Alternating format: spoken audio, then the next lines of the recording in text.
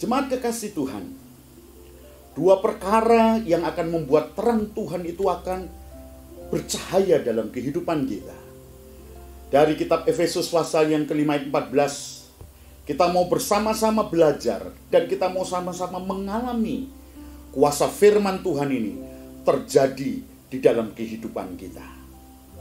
Dua hal yang dikatakan di dalam kitab Efesus, yaitu bangun dari tidur dan bangkit dari antara orang mati. Bangunlah hai kamu yang tidur, dan bangkitlah dari antara orang mati, dan Kristus akan bercahaya atas kamu.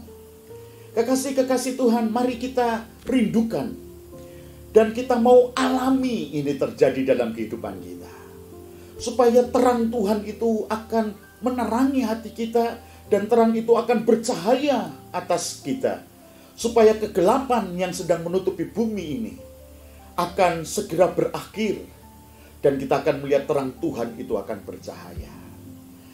Oleh sebab itu kekasih-kekasih Tuhan, dua hal yang kita perlu tahu, yaitu bangun dari tidur dan bangkit dari antara orang mati. Apa yang dimaksud oleh firman Tuhan tentang tidur dan mati? Ini tentunya menunjuk kepada hal yang sifatnya rohani. Ya, kita semua percaya bahwa hari ini kita sedang tidak tertidur.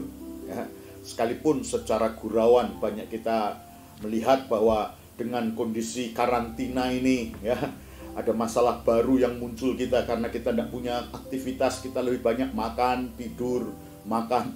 Ya, kekasih-kekasih Tuhan, ini bukan secara jasmani, ya, seperti lagu yang pernah tren di waktu yang lalu.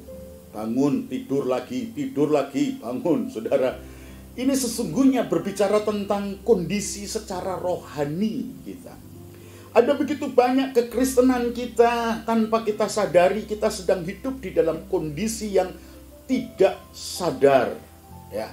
Berbicara tentang tidur, kalau kita melihat apa yang di dalam Alkitab dituliskan, ya, ada dua hal. Tidur di dalam sebuah pengertian di mana Allah itu sedang berkarya dalam kehidupan kita. Seperti di dalam Kejadian pasal 2 ayat 21, pertama kali manusia itu dibuat tertidur oleh Allah. Karena Allah sedang mengerjakan apa yang menjadi rencana dan kehendaknya. Membuat manusia itu tertidur, lalu Allah mengambil daripada manusia itu dan membentuknya, ya, menjadi satu makhluk perempuan, penolong. Kekasih-kekasih Tuhan, hal tertidur yang harus kita sadari bukan apa yang Tuhan sedang kerjakan dalam kehidupan kita, tetapi sebenarnya kondisi tertidur itu bagaimana kehidupan kekristenan kita sedang hidup di dalam sebuah alam mimpi. Kekristenan yang hidup bukan dalam sebuah kenyataan atau realita.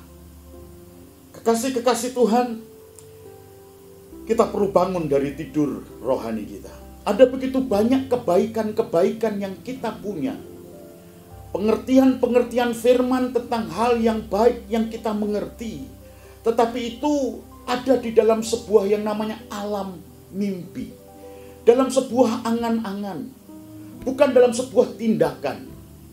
Kalau toh kebaikan-kebaikan yang kita lakukan itu seringkali terpenjara dengan organisasi dan gereja kita, jemaat kita. Ya, seringkali kita lebih mengutamakan, oh kamu bukan jemaatku, kamu bukan anggota gerejaku. Dan lebih tragis lagi saudara, kekristenan mereka mau kebaikan itu hanya untuk kalau kamu sesama orang Kristen, kamu sesama anak Tuhan. Kekasih-kekasih Tuhan, itulah kebaikan-kebaikan kekristenan yang seringkali tanpa kita sadari sedang ada di dalam sebuah belenggu yang namanya mimpi. Hidup di dalam kekristenan yang bukan dalam sebuah realita. Ini waktunya kita bangun dari tidur kita. Ini waktunya bahwa kekristenan kita bukan di dalam sebuah mimpi, bukan dalam sebuah angan-angan tentang hal yang baik. Tetapi ini waktunya kekristenan kita itu ada nyata dalam sebuah realita. Dunia sedang membutuhkan bangkitnya anak-anak Allah. Bagaimana anak-anak Allah tampil di dunia ini? Anak-anak Allah bukan berbicara tentang status orang percaya lalu mengaku diri sebagai anak Allah. Tetapi anak-anak Allah berbicara tentang sebuah kuasa dan kehidupan. Dari kehidupan kekristenan kita, manusia roh kita. Yang bukan lagi kanak-kanak, tapi kita bertumbuh menjadi dewasa. Untuk itu kekasih-kekasih Tuhan, bangun dari tidur. Mari kita mulai ambil sebuah tindakan. Realita kebaikan kita itu biar boleh nyata di hadapan sesama kita. Kita perlu bangkit dari kematian rohani kita. Ya, saudara, kematian rohani itu adalah sebuah kenyataan bagaimana kekristenan kita itu tidak berfungsi.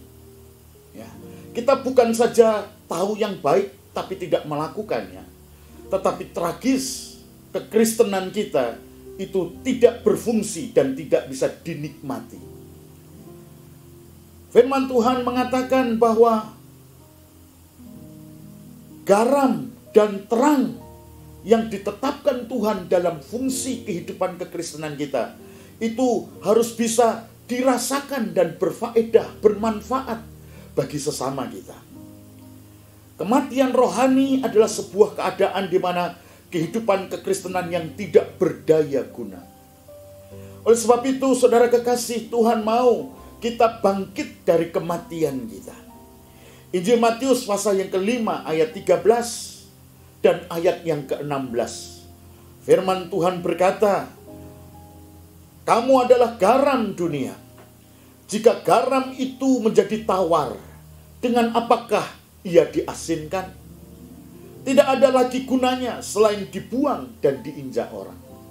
Kekasih-kekasih Tuhan, kenapa kekristenan kita seringkali bukan kita tidak tahu yang baik, bahkan kita sangat fasih berbicara tentang hal yang baik. Tetapi kenapa dunia tidak bisa menikmati kebaikan kita? Kenapa dunia tidak bisa dijangkau?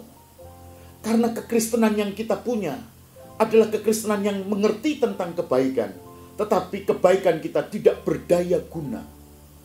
Kebaikan kita tidak berfungsi. Kebaikan kita hanya sebuah teori. Kebaikan kita hanya retorika khotbah. Kekasih-kekasih Tuhan, di kondisi yang seperti sekarang ini, ada ketragisan yang sering harus kita saksikan. Menjadi sebuah tontonan dan contoh yang kurang baik. Bagaimana setiap orang Kristen menganggap dirinya lebih baik, lalu menganggap orang lain itu tidak baik. Kekasih-kekasih Tuhan, kebaikan yang bersumber dari kebenaran firman Tuhan itu tidak perlu menjadi alat untuk kita menjelekkan orang lain. Karena setiap kita yang berbicara tentang firman Tuhan, mewakili, menjadi alat suara Tuhan, berbicara, memakai firman Tuhan, berdasar firman Tuhan, setiap kita akan dituntut oleh Tuhan. Untuk itu, mari kita lebih fokus hari ini, ya. Kekristenan kita berdaya guna. Oleh sebab itu, mari kita mau berfungsi menjadi garam. Sebab kalau garam itu tidak berfungsi, tidak akan ada gunanya. Kekristenan kita hanya akan yang namanya diinjak-injak oleh dunia ini. Mari kita bangkit. Ini waktunya. Kita tidak lagi tinggal di dalam yang namanya kebenaran-kebenaran diri kita. Kita tidak lagi mengklaim diri kita benar, orang lain salah. Tapi mari kita mengizinkan kebenaran itu hidup di dalam kita. Dan kebenaran itu akan dinikmati oleh dunia ini. Demikianlah, hendaklah terangmu bercahaya di depan banyak orang, supaya mereka melihat perbuatanmu yang baik.